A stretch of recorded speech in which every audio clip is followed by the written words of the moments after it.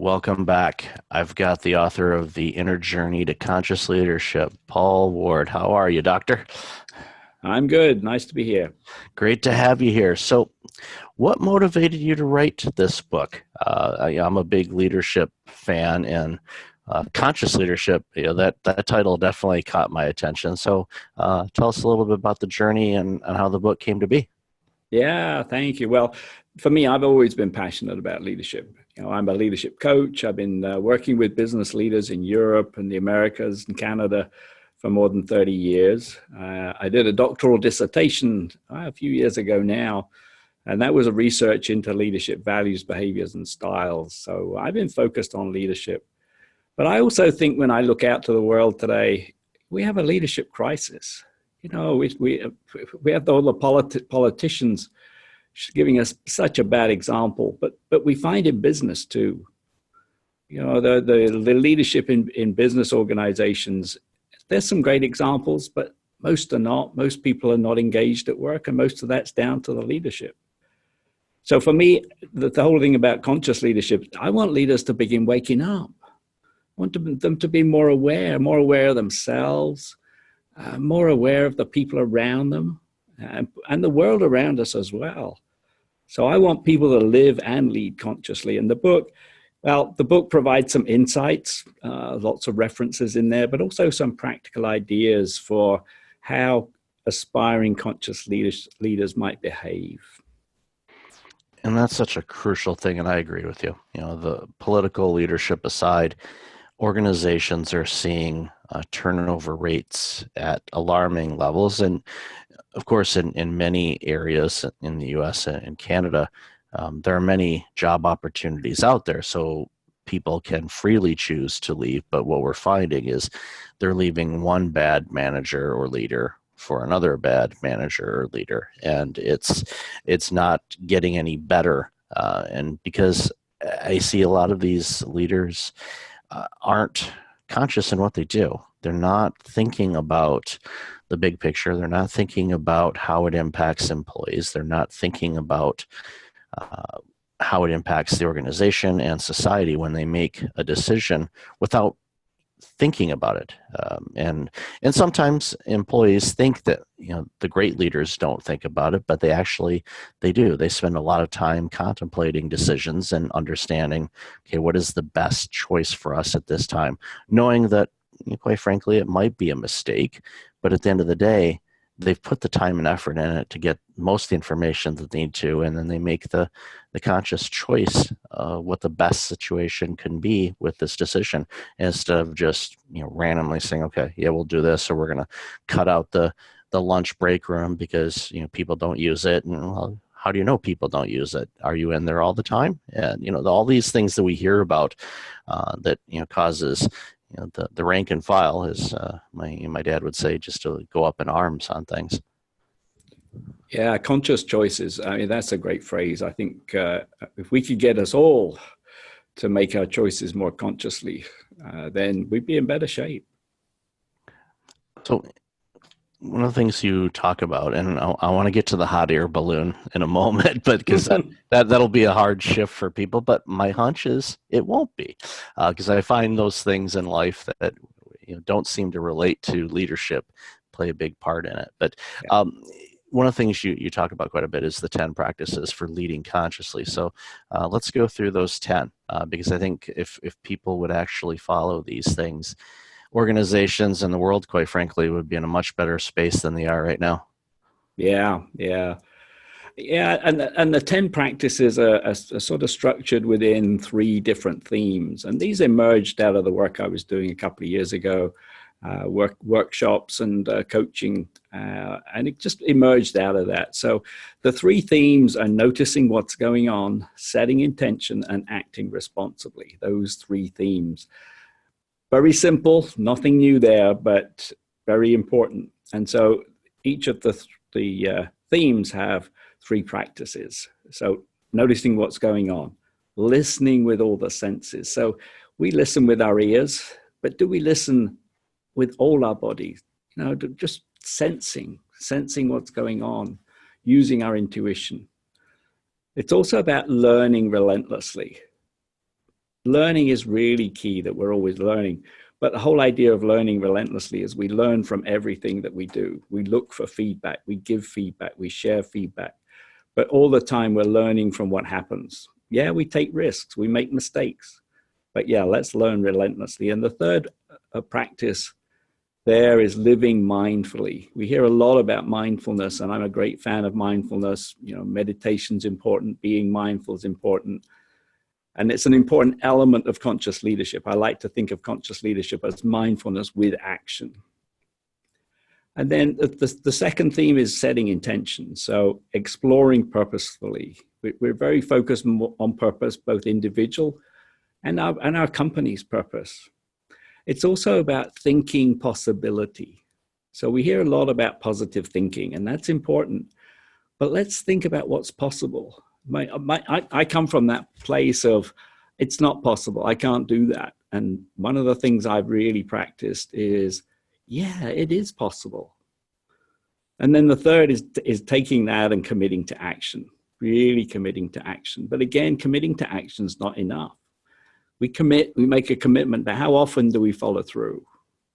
And so acting responsibly requires us to really follow through. And so the three practices there: speaking candidly. And this is not about, you know, just being unkind, but giving the clear message, being thoughtful about how we speak to people, acting with integrity, always. And then the third of this theme here is taking responsible action. So 3 practices in each of the 3 themes. And of course, that comes to 9, not 10. And so I like to think of the 10th practice is practicing all of the practices all the time. We can practice each one individually, and that's important. But let's aspire to practice all of the practices all of the time. So that's the way the book is structured. That's the way I like to think about the practices of conscious leadership. It's a great list, and I think people should print it out and put it on their bathroom mirrors and look at it every day and next to their computer screen at the office, and make it a part of their leadership journey. Because if they do that, number one, their life is going to be better because they're leading their own life in a better way, and their organizations are going to be such that they're going to have an impeccable and credible leader with integrity that is going to help that organization not only grow, but also in times of trouble, navigate the difficult waters so they can continue to exist as an organization and not fall by the wayside like we see too many organizations do. Yeah, it is important. Yeah, it really is. And I think the other thing is keeping those, making those practices become the behaviors that we practice every day. And so each of those practices in the book has 10 very specific behaviors that we can all adopt. And it's not a case of all the behaviors all the time, but you know, if we're trying to aspire to become conscious leaders, we can take a one of those behaviors in each of those practices. Taking one behavior a day means we're taking a step towards being more conscious. That's important lessons for us all.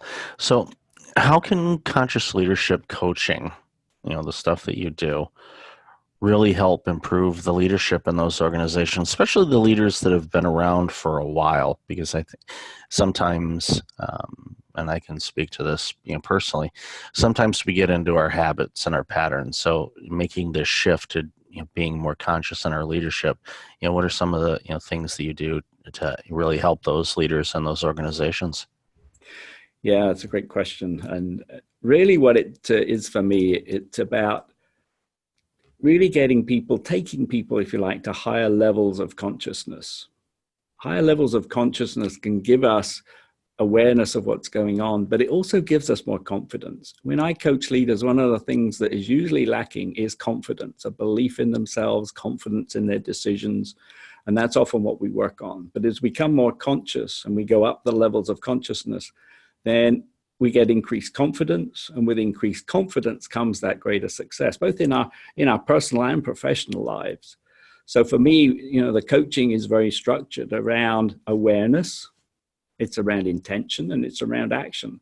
So raising the level of our conscious, being conscious about what we do, really can help us all to be taking clearer, better action, clearly associated with our intentions. And intentions for me are much more about, it's not about goals specifically. Intention is much more about how we show up in the world. So I can set an intention to show up with kindness, with compassion. I don't have to show up feeling angry, or I don't have to be authoritative. It's how we show up. And so again, if we think about being rather than doing, we need both. But that's an important part. So that's the way I help leaders, get them more to really focus, to become more conscious, become more aware, and then set clear intentions of how they show up. And then the actions they take, they become easier. And that's the thing that I notice with a lot of people is they think it's harder than it actually is to improve and implement the positive and conscious leadership traits that you teach. And, that leads into, the organization you're with, the Global Center for Conscious Leadership. What does this organization do? I'm assuming it does, a lot what we've talked about, but I'm sure it does a whole lot more than that. So tell us about the Global Center for Conscious Leadership.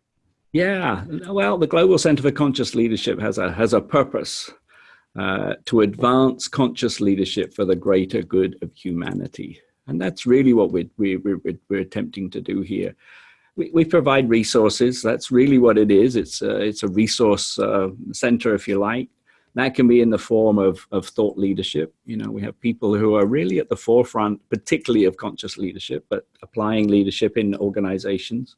So thought leadership is important. So the website has blogs and articles which really are at their forefront, though, their thought leadership. And of course, we offer speakers and coaches in the field of conscious leadership. And there's a lot of news about upcoming events around the world. It also is an organization that has potential. And we're looking at, where do we go from here? We have a great set of resources, but what else does the world need in terms of conscious leadership? Well, there's a laundry list of what the world needs. So it's just a case of picking the right few that makes it really beneficial and is in alignment with the mission of the organization, of where it's been and where it wants to go. So no, that's good. I'm glad that's doing well, and you want to continue to take it bigger and farther than ever before. Yeah. So nice segue for leadership. Hot air balloons. You're a hot air balloon pilot. Okay, so you're conscious leader, you're director at the Global Center for Conscious Leadership, and let's toss in hot air balloons, just to round out the three synergies there. So, what got you into hot air balloons, and what has it taught you from a leadership standpoint? Because when I talk with people that do different things and they have different either hobbies or interests, that at first glance, that doesn't line up with it at all. But I know that in this particular situation, there's a leadership story here. So tell us how you got into hot air balloons and the leadership lessons from that. Yeah, and you talked about doing something different, and that's how I got into it. I was promoted into a management position, and I remember the director said to me, "Okay, you're being promoted. When you come in on Monday, do something different." And that became a little bit of a mantra. So, 30 years ago, instead of going off and playing golf, which I had thought about doing, but I looked at what else could I do? What could I do differently? And it just fell into my lap, ballooning. And so I took my UK ballooning certificate and became a pilot. And then when I moved to the US, which I did in the mid-90s, I took my commercial rating, and the commercial rating allowed me to have a hot air balloon business and take people for rides. And I had a lot of great fun taking people for rides. One of the things I learned about that was when you bring people back down to earth after an hour's flight, they always come down with a smile on their face. So that's been just a great experience. Now, you can't fly a balloon on your own. You need a team. And so the pilot is the captain of the ship, And that's a leadership role. And for me, that's been interesting to get the balloon in the air, get it down, get people to come find you when you land in a field in the middle of nowhere. So that's a bit of a leadership role. And there are some challenges too. I mean, a lot of people have been on balloon rides these days. Sometimes in the sunrise, we always fly in the morning or in the evening. You know, I find the biggest challenge is the evening flight. So I've had numerous battles with the setting sun, finding a landing before it gets dark, sometimes after sunset, which is always a bit of a challenge. But I think the thing that I learned most was part of the business of ballooning. On my business card and also on the website a few years ago, I had taking people higher. That was what I was doing in the balloon. And it seemed just a very simple thing, but I spent some time working with a leadership coach about talking about purpose and mission and vision. And what came out of that conversation really was a clearer purpose for me, not just in ballooning, but in life. And so the purpose statement that emerged out of those conversations was taking people higher in spirit, in business, and in life. And so that whole focus on taking people higher morphed for me into this whole idea of higher consciousness. So there's a theme there. And this whole idea of purpose, exploring purposely, is one of the chapters in the book. But really having a clear purpose was important to me. So I used the experience of being a balloon pilot, of taking people for rides, taking people higher, and then using that as much more of a whole life purpose. Well, it's also leadership, journey and things like that. When you get above, ground level, things look different. From the ground, we can look at trees and we can look up at the sky and we can see some things from that vantage point. But when you're higher up, you're seeing things from a different perspective. You're seeing, quite frankly, a big picture. And it gives you some awareness and some clarity on some things that you may not see when you're down in the trenches necessarily. And that's, another leadership person that I know, talks about that. It's like, and he's a former conductor. And one of the things that, he does is he works with people and he brings a small orchestra with him in events, and he has the orchestra play and he has everybody sit down with the orchestra and they hear the music, and then he brings them up to the podium where he's conducting, and everyone is amazed on how dramatically different the music sounds. They're in the same room. They're in the same room. The same people are playing. They're playing the same notes, but it sounds different. And it's one of those things, from a leadership standpoint, you see things that a lot of people won't, and vice versa. There's some things that your people will see that you can't from your vantage point. And that's where conscious leadership comes into play. And, when you have those open communication opportunities for your team to share what they see, it definitely makes a big difference, and it can help the leader make the best decision with the information that they have, and also be able to navigate around things that come up that normally they may not be able to see if they don't have those communication lines open. Yeah, that's a great reminder of just getting above the trees and looking further out across to the horizon. There's a great vantage point, as you say. And so being up higher just gives you just a better vantage point.